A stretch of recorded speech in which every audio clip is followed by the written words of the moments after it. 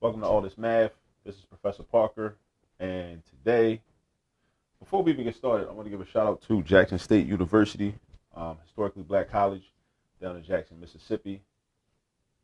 It's been around for a while, so I want to give a shout out to them. As you know, I always support the historically black colleges and universities, and today, this is who I'm featuring. All right, so um, today we're going to be doing some addition. We're going to add some fractions, okay? So we're going to add 1/5 and 2/3. All right. So this is kind of like, this is one of the fundamental skills that often is overlooked. And a lot of our students out here have real serious challenges dealing with fractions, how to manipulate fractions, how to use fractions in certain situations, whether it be in a math class, in a more formal situation, or whether it just be out in life, just how to add, subtract, multiply, divide fractions, because we're not always dealing with whole numbers. That's the reality. We're not always dealing with whole numbers. So what I want to do is I want to talk about how we should be thinking about, and also how we actually add, fractions, especially fractions that have different denominators. So these numbers are different, right? We can't add fractions together until our denominators are common or our denominators are the same. We can't do it, right? So we need to manipulate this problem in order to convert it to a problem where we have two fractions that actually have the same denominators. And of course, the denominators are the numbers at the bottom of the fraction, whereas the numerators are the numbers at the top of the fraction. So one of the things I want us to think about is, I don't even want to just get into straightforward, like, okay, find the LCD, boom, boom, boom, write the new LCDs down, change the numerators, and then just be done with it. I want to kind of talk about, like, conceptually, like, what's really happening, like, what is a fraction in the first place, right? So 1/5 can be thought of as, let's say you take a whole object, right? I'm gonna use a sandwich, right? I mean, maybe because I'm a little greedy, maybe because I'm a little hungry, but I'm gonna use the sandwich as a metaphor, right? For this fraction problem. All right, so let's have a sandwich, and this denominator tells me how many pieces I cut it up into. So I'm gonna take this sandwich, I'm gonna cut it up into 5 equal pieces, right? See, that's another thing too. Like, math is about equality, right? Math is real life equality in action, right? So, because we cutting up this into 5 equal pieces. Division brings equality. We cutting this into 5 equal pieces. It ain't gonna be no, like, oh, one piece is gonna be bigger than all the other pieces, and then the other 4 pieces gonna be real small and tiny, and then certain people got to fight over them small pieces. No, no, not at all. Math is about equality and equity. I should say equity. Yeah, actually, it's more about equity than equality. Let me correct that. So anyway, so we take a sandwich, we cut it into 5 equal pieces. The denominator tells you how many pieces you're cutting it up into. The numerator tells you how many pieces you're responsible for, right? Or how many pieces you take out of the sandwich. So it's 5 equal pieces. I take 1. That's my fifth. That's 1/5. Now over here, this denominator, this is a sandwich, right? Same type of sandwich, but it's cut up into 3 equal pieces. All right, 3 equal pieces. And from there, somebody else, let's say, takes 2 of those pieces. Now, we want to talk about, okay, how much how much food was consumed by both of those people. But the way this is set up, we can't do it in this format. We can't say, okay, 1/5 of a sandwich that's this size plus 2 pieces of another sandwich that are each another size. That's like adding apples and oranges. We can't add apples and oranges, really. I mean, if you got 3 apples and 4 oranges, the sum of that is just 3 apples and 4 oranges. That's just what you got. But if we flip it around a little bit and we create what's called a common denominator, like I mentioned earlier, a common amount, a common size, then we can think of at least how to describe how much is this all together when you put them together, right? So if we break these fifths down into smaller pieces and we break these thirds down into smaller pieces, right, that are the same within each sandwich or each fraction, then we can talk about how much we have altogether. We can't talk about how much we have altogether until we have common ground, right? Until we have common ground or a common denominator. Then we can start having a serious conversation about how much do we have altogether. Because when we try to add, this number and this number, we don't have common ground. So we can't add because we're not dealing with common terms. So we got to figure out what our common terms are. All right, so this is what you do. You want to find what's called the least common multiple. So put that in your notes. Least common multiple,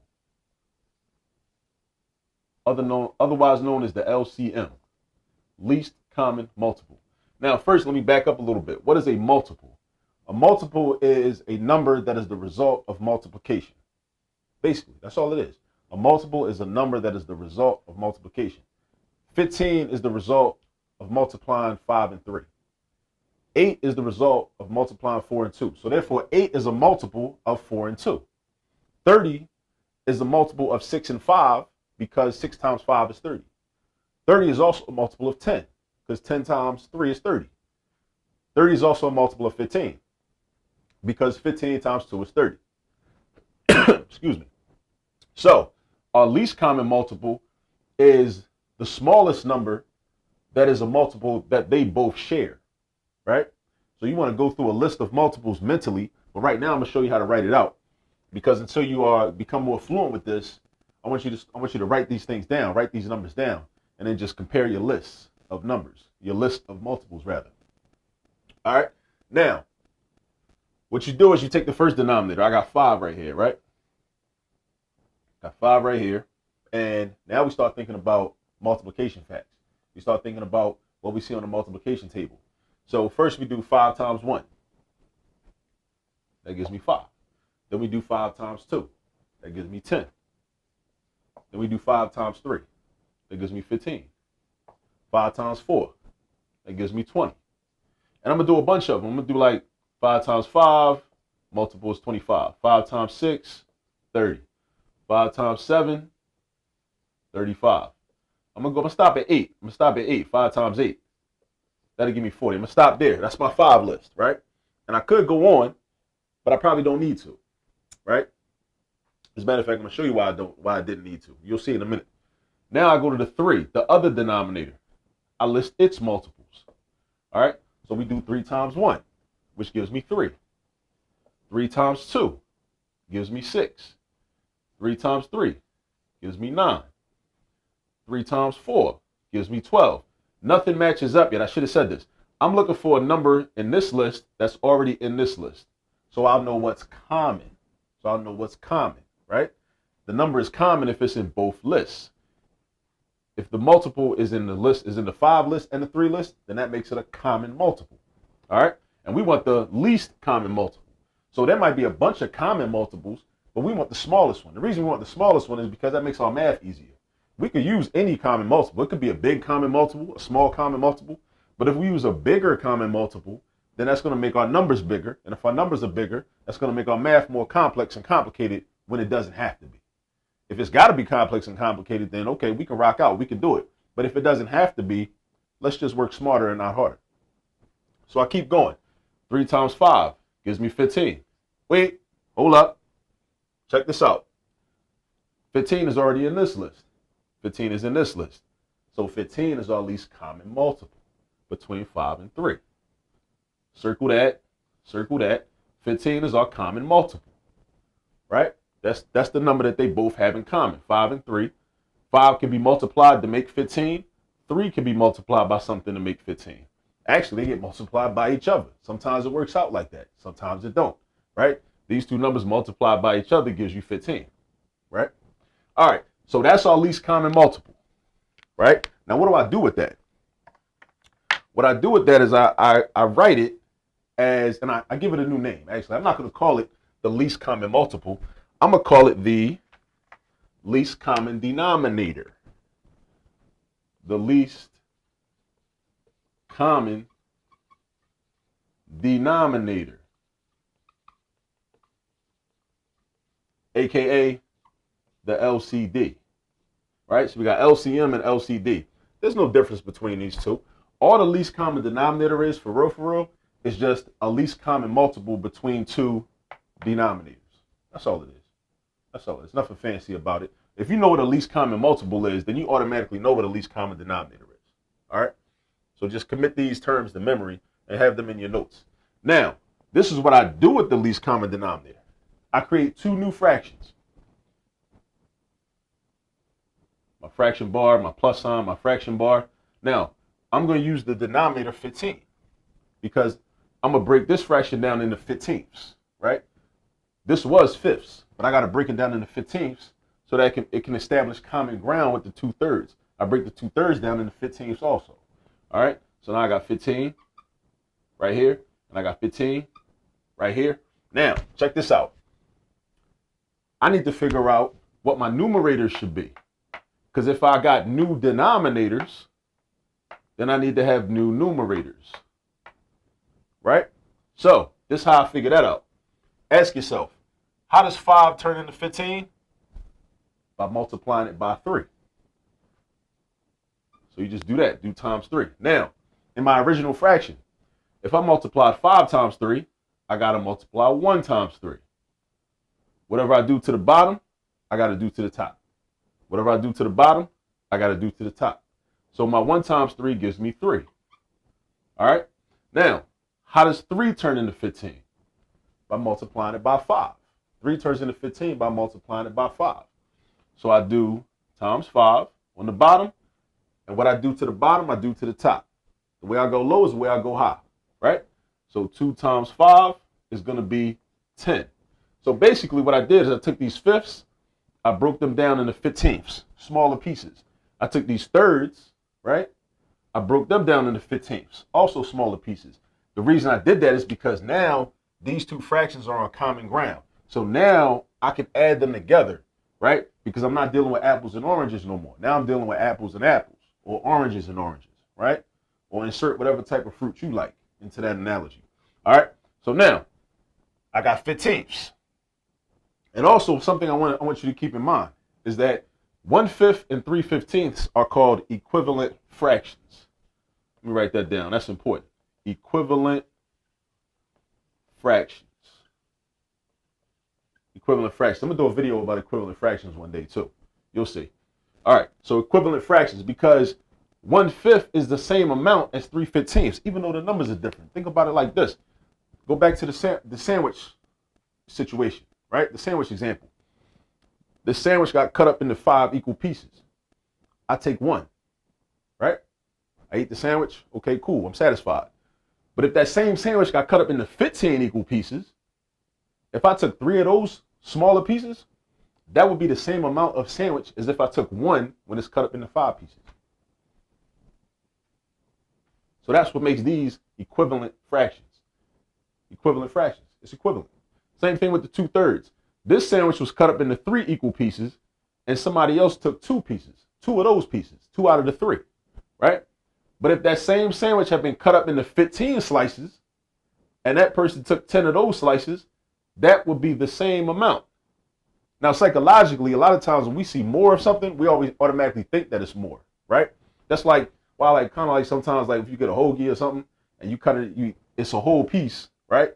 And you cut it in half, then you feel like you got more because you got 2 pieces, but it's the same amount of a hoagie, right? But psychologically, we just feel like, oh, I got more, right? But it's the same thing as if it was one whole piece, right? Or one whole hoagie or one whole sandwich. It's the same thing. Might make you feel better, make you feel like you got more, but you really had the same amount. The same thing is happening right here. These are equivalent fractions. 2/3 and 10/15 are equivalent fractions, right? Again, sandwich cut up into 3 pieces, you take 2, or the same sandwich cut up into 15 pieces, you take 10 of them. That's the same amount of sandwich. All right. Now let's add. Now we can do our addition because we got common denominators. Common denominators. So now we can do our addition now. What's 3 plus 10? 13. All day long. The denominators don't change. We don't add 15 and 15 and get 30. We don't do that because, again, we're talking about 15ths. That's the denomination, right? We're not adding the 15s, right? We know that we have, this is broken down into 15ths. That's how big the piece is. Each piece is 1/15. So what we're really doing is we're adding how many 15ths we have here with how many 15ths we have here. So we don't change 15ths, right? We don't change it. It's like saying, okay, if 15 was $1 and 15 was $1, we got $3 plus $10. Altogether, we got $13. So this denominator is really like, it just identifies what we have, how big our piece is, right?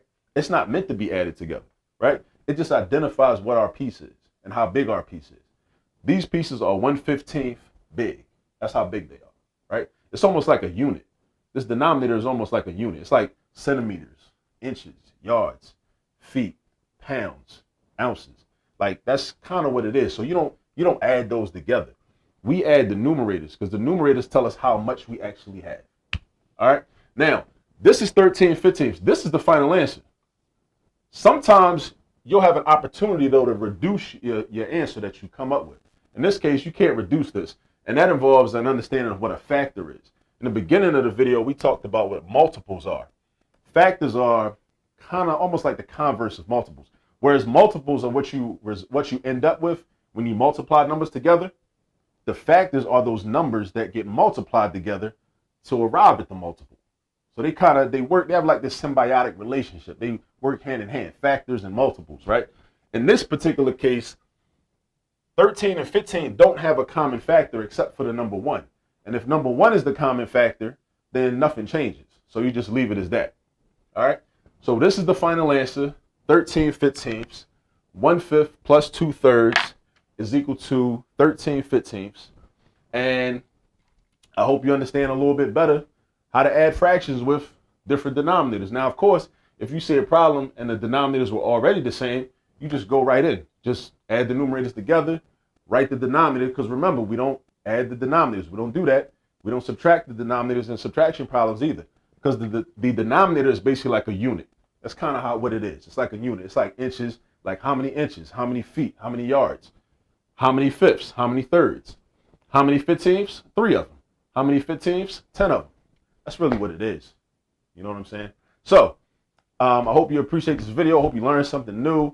Please like the video, subscribe to the page if you haven't already, share the video, tell some people about it.